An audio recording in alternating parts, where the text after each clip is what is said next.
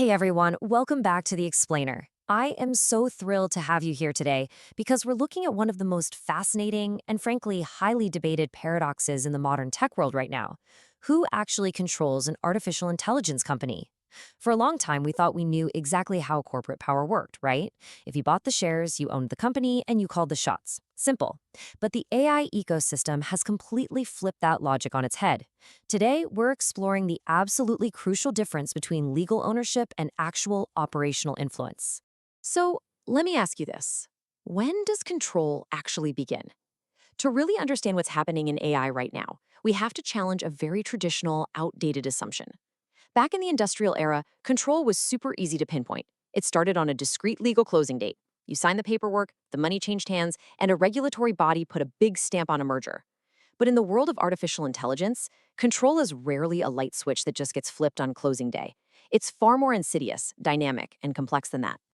To see how this plays out in the real world, just look at the headlines. On May 18th, 2026, a federal jury dismissed Elon Musk's high-profile lawsuit against OpenAI based on statute of limitations grounds. The media heavily focused on all the corporate drama and the nonprofit mission drift, but crucially, because the case was dismissed so quickly, the fundamental economic question underneath the whole shebang remained legally untested. How does control actually shift? I mean, look at the incredible partnership between Microsoft and OpenAI.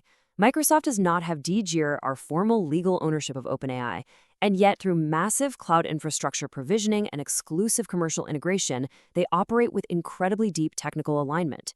It's a prime example of massive market influence happening entirely outside the bounds of formal legal ownership. Okay, let's dive into this. Here is our roadmap for today. We're going to cover 1. The question of control, 2. Ownership versus influence, 3. Three vectors of control, 4. The SSO precedent, 5. Why AI is different, and finally, 6. The new antitrust frontier.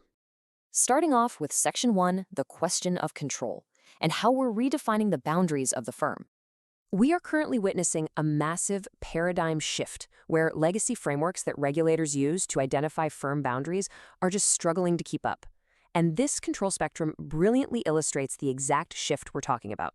Starting on the far left, you've got your traditional legal ownership, contracts, equity, board seats. But as we move right, we enter technical direction, where influence is wielded through AI models, data pipelines, APIs, and access to massive compute power. Finally, on the far right, we hit operational influence. We're talking deployment rules, commercial partnerships, and hiring top-tier talent. The reality of the AI ecosystem is that influence accumulates incrementally across this entire spectrum. It's a living, breathing process, not just a static legal document. Which brings us to our second section. Ownership versus influence, de jure versus de facto. We really need to draw a stark contrast here between how markets used to operate and the highly fluid reality we live in today. In a traditional market, control strictly follows ownership. It's triggered by these highly visible, discrete events. A company files a Hart-Scott-Rodino notification with antitrust regulators, a factory title is transferred, and boom, control changes hands. But look at the AI market. Here, influence actually precedes ownership. AI's most valuable assets are incredibly fluid and completely intangible. You just can't put a padlock on an engineering roadmap, a massive data pipeline, or a brilliant team of researchers. Because these assets are dynamic, they can shift direction and align with a corporate partner long before any formal acquisition is ever triggered. Let's move to Section 3. Three vectors of control and the incremental accumulation of power. Now, what's really interesting about this is when you look under the hood to see exactly how this hidden, incremental accumulation of power materializes in the real world. Notice the stark visual difference here.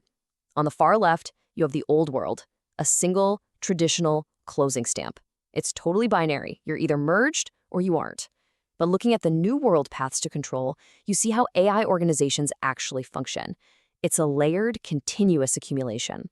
It starts with an AI deal partnership, moves to shared infrastructure, deepens into shared alignment, and before you know it, you have total operational dependence. It's this gradual stacking of influence. To get specific, there are three main vectors where we see this structural dependence crystallize. First up, pre-merger alliances. When firms start aligning their product roadmaps and sharing computing infrastructure early on, they generate deep structural dependence long before the FTC ever gets a memo.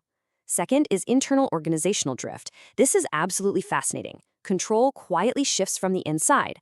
A A commercial partner providing capital or cloud hosting can subtly exert immense pressure on an AI firm's safety protocols and monetization strategies, even while the formal governance documents stay exactly the same.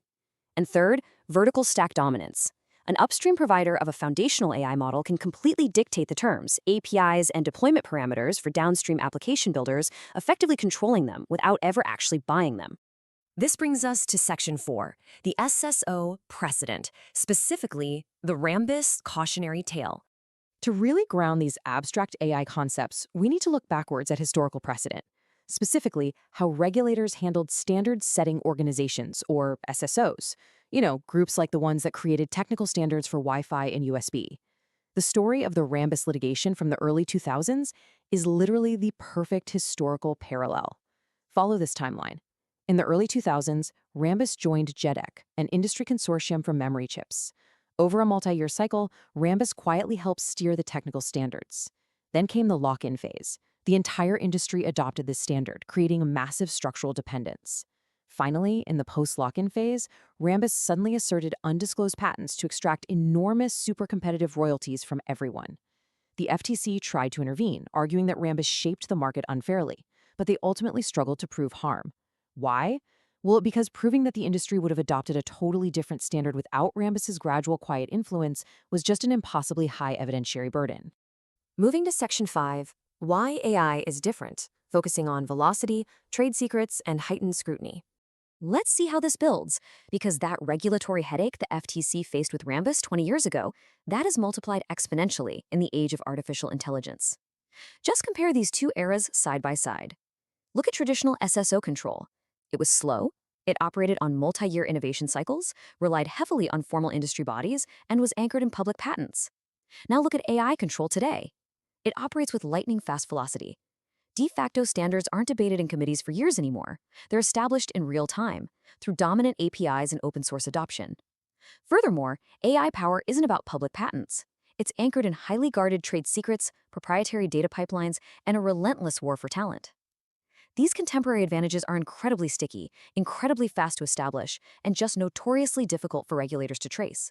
Which brings us to our final section, the new antitrust frontier and rethinking regulation for the AI era. We need to connect all these dots to really understand the modern regulatory headache of policing concentration risks in frontier AI markets. So the crucial point is this: de jure ownership is no longer an adequate proxy for market power. Traditional merger laws were perfectly optimized for structural certainties, voting shares, asset transfers, and bright-line financial thresholds.